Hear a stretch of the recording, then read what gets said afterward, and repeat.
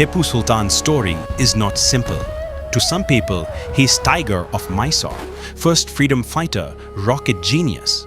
To others, he is temple destroyer, Hindu torturer, fanatic king. So what is closer to truth? Did he really destroy temples or save them? Did he hate Hindus or did he pay for their temples and employ them in top jobs? Who betrayed him at the end? And why did the British carry off even his sword as a prize? Let's walk through his life step by step with clear dates and look at both sides. 1st December 1751. Tipu Sultan, birth name Fateh Ali, is born at Dewanhalli, near today's Bengaluru, in the kingdom of Mysore. His father Hyder Ali was a military officer who had already become the real ruler of Mysore by 1761. Mysore in the late 1700s was not a small state. It was a rising power, caught between the British East India Company on the east coast, the Maratha Confederacy to the north, the Nizam of Hyderabad to the northeast. All three sometimes fought each other and often united against Mysore.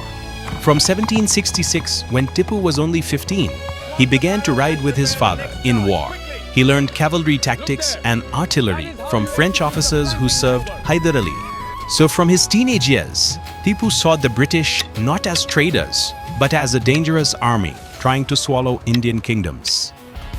Rise of the Tiger, 1767 to 1769, First Anglo-Mysore War. Tipu fights the British as a teenage prince. 1780 to 1784, Second Anglo-Mysore War. He leads many campaigns and negotiates directly with the British.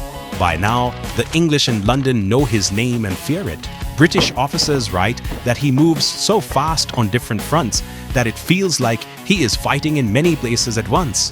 When Hyder Ali dies in December 1782, Tipu takes the throne. On 29th December 1782, in Srirangapatna fort, he crowns himself Sultan of Mysore, striking coins in his own name. From that day till his death in 1799, he is the main Indian ruler who keeps saying no to the British. War rockets and India's first freedom fighter. If you imagine rockets only as modern missiles, Tipu will surprise you. His father Hyder Ali began experiments with iron-cased rockets. Tipu expanded them, organized special rocket brigades, and wrote a manual called Fathul Mujahideen about their use. These Mysorean rockets used iron tubes to hold gunpowder, were tied to long bamboo sticks for stability, could fly up to 2 kilometers in range, sometimes had sharp blades on the sides to spin and cut into enemy lines. They were used in big battles like Battle of Polilur, 10 September 1780. Tipu's forces used rockets and scored one of the worst British defeats in India. Siege of Srirangapatna, 5 April to 4th May 1799. Exploding rocket magazines light up the sky when British shells hit them. British officers carried captured rockets back to England. They inspired the Congreve rockets, used later in European wars. Because Tipu fought the British again and again, and finally died in battle on 4th May 1799. Many modern writers and leaders have called him India's first freedom fighter. Here we must be clear. In Tipu's own time, there was no idea of one united nation state called India as we think today. He fought mainly for his kingdom, his throne and his faith, not as an elected leader of all Indians. But later nationalists like Subhash Chandra Bose admired him and placed his name in speeches as an early symbol of resistance to colonial rule. So the phrase, first freedom fighter, is more of a modern honor title, not a literary description of his political program. Inside Mysore, money, administration, and non-Muslim officials. Tipu was not only a warrior, he changed administration and economy, introduced a new calendar and new coinage system, reformed land revenue, helping Mysore's economy to reach a peak, encouraged trade, silk industry, and even famous Channapatna toys. Now to the point you asked, non-Muslims in his administration. Records show many Hindus in high office under Tipu. Purnaiya, Diwan or Mir Asaf, his top finance and administrative officer; Krishna Rao, treasurer; Shamaya Iyengar, in charge of post and police; Ranga Iyengar, Subba Rao, Mughal Chand, Sujan Rai, important officers and agents. So while Tipu was personally a very devout Muslim, he also trusted Hindus with big jobs in his government. That is an important fact when we judge his religious policy. Temples, donations, and Hindu relations, the tolerant side. Temple endowments and gifts. Sources list around 156 Hindu temples that received regular endowments from Tipu's government. Examples often mentioned: Ranganath Swami Temple, Srirangapatna, near his own palace. He gave silver cups and a silver camphor burner. Melkote, Cheluva Narayana Swami Temple, has gold and silver vessels with inscriptions naming Tipu as donor. He also ordered Vaishnava verses to be recited in the traditional way. Sri Kanteshwara Temple, Nanjangud, keeps a jeweled cup gifted by him. Lakshmikanta Temple, Kalale, received 4 silver cups, a plate, and a spittoon from Tipu. Historians who stress his pluralism, like Irfan Habib and others, point to these records and say, look, if he was only a narrow bigot, why would he pour money into so many temples? Sringeri Letters, a key story, 1791 to 1792. One of the most powerful untold stories is about Sringeri Sharada Peetham, a major Shankaracharya matha. In 1791, during the Maratha-Mysore conflicts, a Maratha detachment raided Sringeri, killed people, and looted the mutt because it was seen as close to Tipu. The Shankaracharya wrote to Tipu for help. Around 30-40 letters between Tipu and the Sringeri Shankaracharya survive. In these letters, Tipu calls the pontiff Jagadguru, ruler of the world, with respect, says that attacking such a holy place is a great sin, sends money, grain, and materials, orders the rebuilding of the temple and reinstallation of the goddess's idol. This is not a small token. It is a Muslim ruler, in wartime, spending resources to rebuild a Hindu matha because he sees it as part of his realm's sacred order. Temples broken and people punished. The harsh side of Tipu. Now we look at the other face. Did Tipu destroy temples? Yes, some temples were destroyed or damaged during his rule, especially in areas of rebellion or frontier war. Historians note, for example, the Varaha temple at Srirangapatna, linked to the old Wadayar royal symbol, a boar, was broken after he replaced that dynasty. In Malabar, Coorg and Mangalore, temples and churches were damaged or looted during his campaigns, as these were rebel or enemy regions at that time. In some places, temple wealth was seized as war booty, just as his own palaces and mosques were later looted by the British in 1799. Importantly, this pattern of attacking religious sites of enemy rulers was sadly normal politics in that era, used by both Hindu and Muslim kings. So, was Tipu a temple destroyer? In his home core regions, he protected many temples and even endowed them. In enemy or rebel regions, he sometimes used temple destruction or confiscation as a weapon of war and control. Both facts are true at the same time. Did he torture Hindus and other non-Muslims? Here the record is dark in some areas. In Coorg, Kodagu, many rebellion Kodava Hindus were captured, taken to Srirangapatna, and some were converted to Islam. Later, records speak of thousands of Kodava captives and converts known as Asad Ilahi. In Malabar, he fought the Nair chiefs and the kingdom of Travancore. Accounts, especially from his enemies and some later writers, speak of massacres and forced conversions there.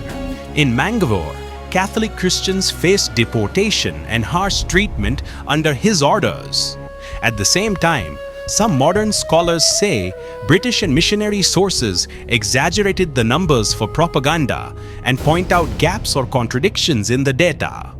But even if we allow for exaggeration, it is hard to deny that certain communities did suffer heavily under Tipu's campaigns. Religion and politics were mixed. He saw some Hindu and Christian groups as natural allies of his enemies and punished them as both rebels and infidels. So yes, people, including Hindus and Christians, were tortured, killed, enslaved, or converted during his wars. The debate today is about scale, not about whether it happened at all. Was he only anti-Hindu? This is where his image becomes multi-layered. Evidence for tolerance and inclusion, endowments to dozens of temples, and gifts of gold, silver, and elephants. Many Hindu officers in key posts: Dewan, treasurer, police chief, cavalry commanders.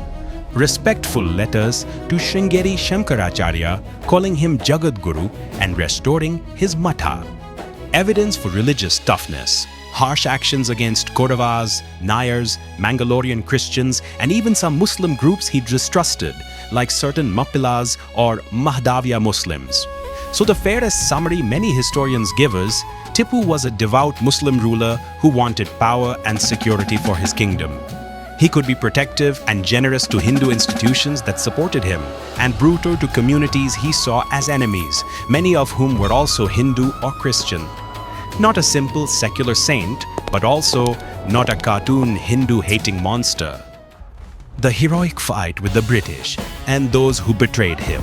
Third Anglo-Mysore War and the painful treaty, 1789 to 1792. 28 December 1789. Tipu attacks the Travancore lines, triggering the Third Anglo-Mysore War. 1791. British under Cornwallis captured Bangalore and marched on Srirangapatna. 18th March 1792. Treaty of Srirangapatna. Tipu must give up half his territory and hand over 2 of his sons as hostages till he pays a huge indemnity. Imagine the picture. The Tiger of Mysore forced to send his small boys to live under British watch in Madras. Tipu pays the indemnity in 2 installments and gets his sons back. But from this point, he is cornered, yet still refuses to become a British puppet. The Fourth Anglo-Mysore War and the Last Stand, 1799. 5th April 1799. British and their Indian allies, Nizam of Hyderabad, Maratha forces, begin the siege of Srirangapatna. British strength, about 50,000 troops. Tipu's side, around 30,000 including volunteers. During the final assault on 4th May 1799, the British breached the fort walls. Tipu's French advisors beg him to escape through a secret passage and fight again from other forts. He refuses and chooses to die defending the capital. He is killed near the Hoali gate of Srirangapatna. His body is found under a heap of corpses, still holding his sword.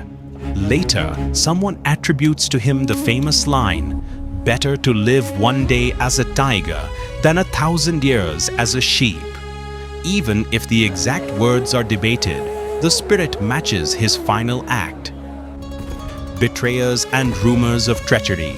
You asked, who deceived him? Who betrayed him? Popular memory strongly points to Mir Sadiq, his minister. Many narratives say Mir Sadiq withdrew his troops at a keen moment, letting the British attack. He is remembered as a traitor. His grave is still pelted with shoes by angry visitors. Krishnachalya Purnaiya, his Hindu Dewan, is also sometimes accused in later writings of secretly dealing with the British, though this is more contested. Modern research by historian Kate Brittlebank and others studies these tales of treachery and says the evidence is mixed. Rumors after a great defeat often blame traitors. Still, even careful scholars accept some degree of betrayal at high levels is likely because British sources and Mysore traditions both mention it. So, in short, Mir Sadiq is the name carried in legend as main betrayer. There may have been others, but the exact details are still debated. What is not debated? Tipu died fighting, sword in hand, inside his own fort. His sword, British loot, and later auctions. When Srirangapatna fell in 1799, British troops looted the city. They shipped to England his swords and firearms, palace treasures, manuscripts and jewelry, even the famous mechanical toy Tipu's tiger, now in the Victoria and Albert Museum in London. One of his famous swords had already been lost earlier, 1789, Battle of Nedumkota, Travancore. Tipu loses the sword in defeat. It passes through local rulers and then the British and ends up in London collections. In modern times, April 2004, businessman Vijay Mallya buys one Tipu sword at a London auction and brings it back to India. 23rd May 2023, another ornate sword of Tipu, looted in 1799, sells at Bonham's, London for £14.1 million, a record price for an Indian Islamic object. So even today, British museums and auction houses still hoard many objects linked to the man who once terrified the East India Company. Tying it together, legacy and secrets. So after all this, who was Tipu Sultan? Brave anti-colonial fighter. From his teens till his death, he fought the British across 4 Anglo-Mysore wars, 1767 to 1799. He brought European-style discipline to his army and used iron-cased rockets that shocked the company. He died on 4th May in 1799, sword in hand, inside his capital. Innovator, pushed rocketry, new coins, new calendar, and economic reforms. So, to conclude, was Tipu Sultan a hero of independence, a religious tyrant, or something in between? The most honest answer is Tipu was a complex 18th century king, brave, innovative, sometimes generous, sometimes cruel. He fought the British harder than almost anyone else of his time, but he also used harsh tools of rule that hurt many of his own subjects. His untold insight is that he does not fit cleanly into our modern boxes of secular hero or pure villain. He is a tiger of his time, roaring against empire, but leaving claw marks that are still argued over today.